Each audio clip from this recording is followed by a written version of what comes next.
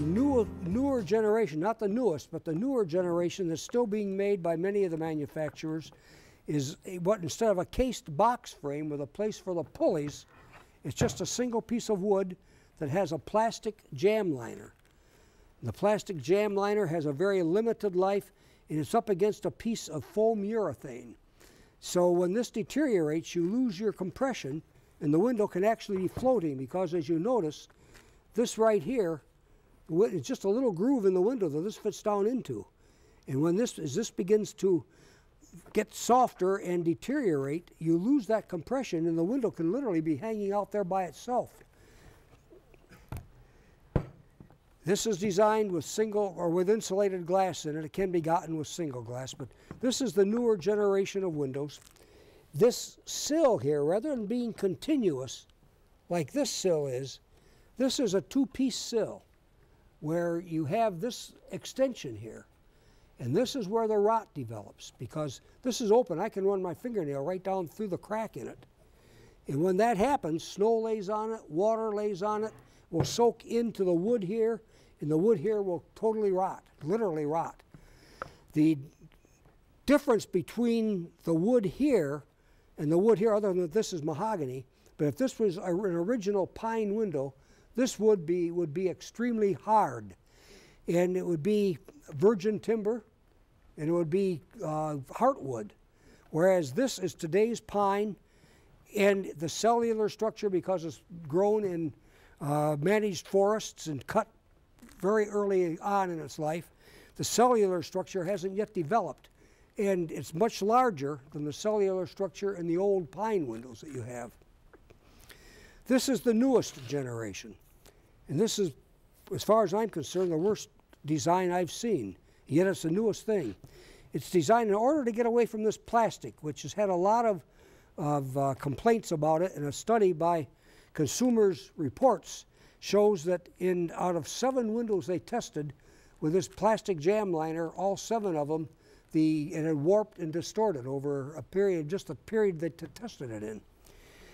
But in order to get away from this exposed vinyl, they've covered it up. And in this design, they have a metal plate that slides down here, and in their solid wood window, it's just a wood piece in here that is made to cover over the plastic. This is all plastic inside here. So it's no different really than this, except it doesn't have the compression. But what they do have for compression is the seal on the window. If you look at this seal here, all it is a little piece of weather stripping. This is a foam, a urethane foam, with a wrapping around it. And when that finally deteriorates, which is just a matter of time, we talk 200 years and this sort of thing. Here, you're looking at 10 years. Their warranty is only for 10 years even. But and this is the same problem with this window. When these parts start to fail, which they will, the window's gone. I mean, what seals relatively tightly when it's new, because it seals up against that little piece of plastic foam. But there's no other seal. The window can swing completely in or out. Not like this where it's caught in stops. It's not going to go anyplace. This window literally can blow out. The sashes can blow out. If you don't have it locked, it can blow out on you. But this is the latest generation. Again, insulated glass. This is solid wood. This one has aluminum cladding on it. But the difference is in the design and the thickness of the wood. This window is approximately 1 5/8 inch thick with the metal. But the cladding is away from it here, and they've been able to reduce the wood to 1 1/8 of an inch. Whereas here it's 1 3/4, here it's 1 3/4, and about the smallest they ever get into is in residential windows, which is 1 3/8. But they only have 1 1/8 inch of wood here that is the structural part of the window, and it is held together by this kind of a joint. It's not a mortise and tenon joint, it's a slot mortise. And there's nothing to keep that from pulling out with the weight of the sash. The heavy double glass in it adds to the weight.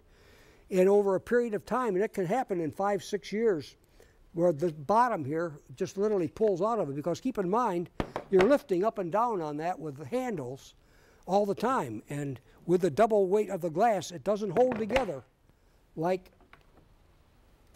this type of a joint does. This is all finger jointed wood. It's not solid.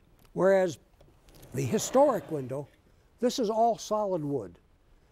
It's not going to split and fall apart and swell at the joints because there are no joints in it. With this particular type of window here, you have joinery. You have, it's joined right here is a piece. This is a different piece of wood. You can see the difference in the grain and everything.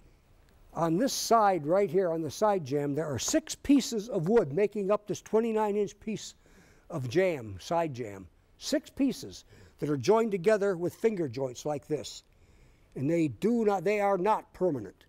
A finger joint, I've seen some hold up for 10, 12 years. I've seen them fail in 3 years. And this job I was on here a couple of weeks ago where the wood is rotted, the finger joints on the windows they put in to replace them, to try them out, in 2 years, they were put in 2 years ago, the finger joints are already opening up on them. So the wood construction itself, where it's a bunch of pieces instead of a solid piece of lumber.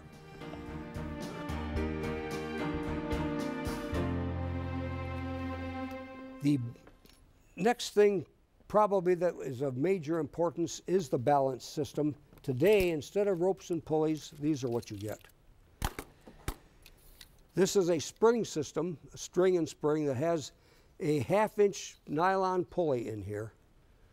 And of the 1/2-inch nylon pulley, a string rides on it, and that little pulley is held in by a 1/16-inch aluminum pop rivet that holds it together.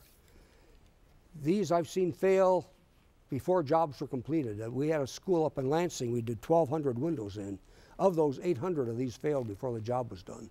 They had to all be replaced. And the windows weren't awfully large. The sash that was being operated was only 3 feet high and 41, 42 inches wide. And some of them, the balance shot up. One of them shot across the room, just missing a student, and buried itself in the wall. Because the spring is pretty strong, but they just don't hold up. This is the other type, which is a spiral balance. And the trouble with this is the same thing. You have a aluminum pop rivet holding a piece of nylon here, this is attached to the sash, allows the sash to pivot. They have different shoes for it. But what happens, this gains its oil, grease on it. And this one right here I've carried around with me for probably 10 years. The grease is still there. And what happens is this operates if it's in an area where there's any sand blowing or any, like on a playground in one school, these have failed in 1 year because this was all clogged up with sand. It destroyed the operation of it. But these are the 2 you're going to get in any new window that you buy today. They fit down into the cavities here in the plastic. They slip down into here and slide up and down with the sash.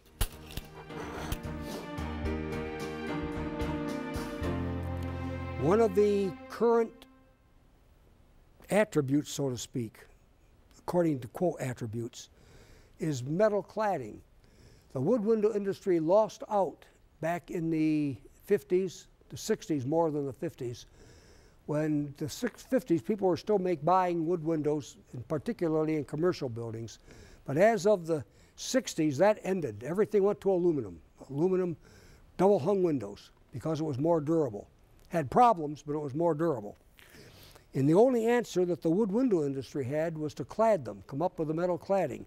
Well, I've worked with cladding for many, many years. I worked with the Swedes in it and learned a lot from them, and I think we learned from each other. But they started cladding like 65, 70 years ago, and they found it was rotting their wood.